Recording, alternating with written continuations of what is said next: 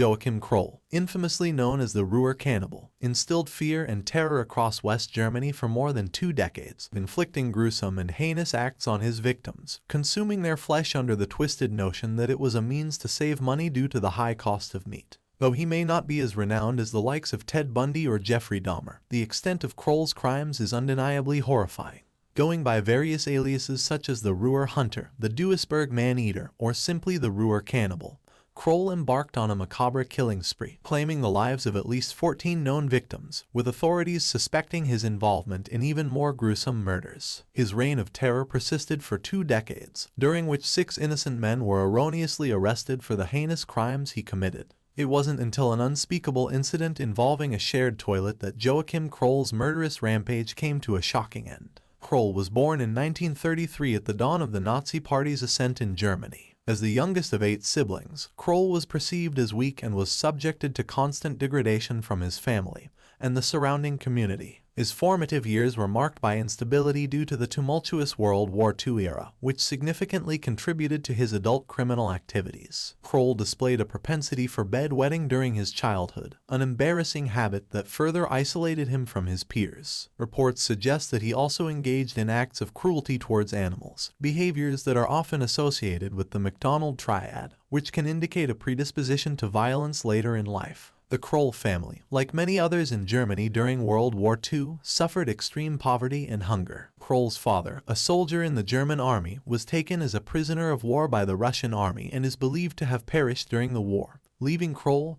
and his 7 siblings under the care of their mother. Kroll's educational journey was marked by difficulties, and he eventually dropped out of school in 1948 after repeating several grades. By the age of 15, with a meager 4th grade education, his struggles were compounded by the war's disruptions. Later assessments would reveal an IQ of 78, and some reports even claimed that Kroll couldn't read. His early encounters with violence occurred while working as a farmhand, where witnessing the slaughter of farm animals seemed to trigger macabre fantasies. A significant incident was when he observed a pig being slaughtered, an event he claimed awakened his sex drive. His awkwardness and feelings of inadequacy in romantic relationships with women led him to a dark conclusion. He should seek sexual encounters with those who could not complain about his performance. This twisted perspective on relationships laid the foundation for his heinous acts. Kroll's descent into murder began in 1955 when, following his mother's death, he murdered his first known victim. On February 8, 1955, he traveled to Wallstedt, where he captured and killed 19-year-old Irmgard Strahl. He strangled her, then raped her and brutally slashed open her abdomen. In addition to raping his victims post-mortem, Kroll reportedly masturbated over their lifeless bodies. After committing these horrendous acts, he would return home and engage in sexual acts with a rubber sex doll while often choking a small child's toy doll. Kroll would later claim that his murderous urges subsided briefly, only to resurface 4 years later. However, authorities suspect that he was responsible for several more murders between 1955 and 1959. During which he claimed to have resumed his killing spree. His next documented murder took place on June 16, 1959, when he killed 24-year-old Clara Freda Tesmer in Rhine. Tesmer's murder resembled his first victim, Irmgard Strahl. This time, Kroll added a gruesome twist by engaging in cannibalism. He removed portions of Tesmer's flesh from her buttocks and thighs, took them home, and cooked them for dinner. The local man Heinrich Ott was wrongly arrested for Tesmer's murder and took his own life while awaiting trial. Meanwhile, Joachim Kroll remained at large. Remarkably, Kroll's self-awareness and methodical approach to victim selection suggested a higher level of intelligence than his reported IQ of 78. Like other serial killers, Kroll traveled to different towns to hunt for his victims. He did not conform to a specific victim type, varying in age and characteristics, making him harder to profile. Kroll's list of victims included not only women and girls but also one man, Hermann Schmitz, in 1965. On this fateful night, Kroll happened upon Schmitz and his fiancée, Marion Wien, in a secluded area engaged in an intimate encounter inside a car. Seizing the opportunity, Kroll lured Schmitz out of the car, stabbed him repeatedly,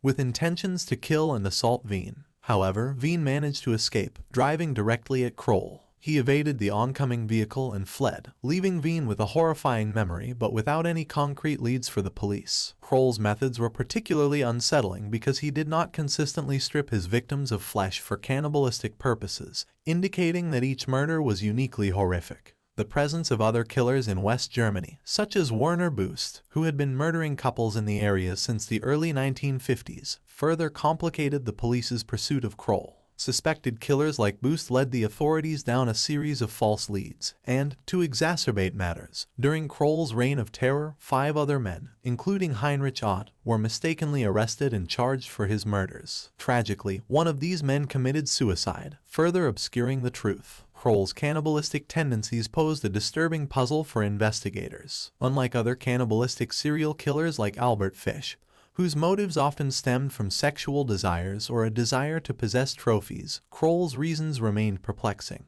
The gruesome end to Joachim Kroll's reign of terror came when he clogged a shared toilet with a victim's entrails, leading to his arrest. When asked by a neighbor about the obstruction, Kroll casually responded with guts, prompting the neighbor to inspect the toilet. Upon discovering tiny human organs, the neighbor immediately contacted the police. Subsequently, during the search of Kroll's apartment, the police made the horrifying discovery of Marion Kettner's dismembered body. Her body parts were found in the refrigerator, her hand was being cooked on the stove, and her entrails had clogged the plumbing system. In a ghastly turn of events, the shared toilet was removed, revealing Kettner's liver, lungs, kidneys, and heart. Kroll was promptly arrested, openly admitting to the murder of Kettner, and providing the police with details of 13 other murders, including the killings of Irmgard Strahl and Clara Freda Tesmer. He also confessed to his shocking acts of cannibalism. During his incarceration, Kroll exhibited an eagerness to cooperate with the police, seemingly convinced that his cooperation would lead to an operation that would cure his homicidal urges, ultimately securing his release. After several years in incarceration, he was charged with 8 murders and 1 attempted murder in a trial that went on for a grueling 151 days. In the end, instead of receiving the cure he wanted, Kroll was sentenced to life in prison in April 1982. He died in prison in 1991 of a heart attack at 58 years old.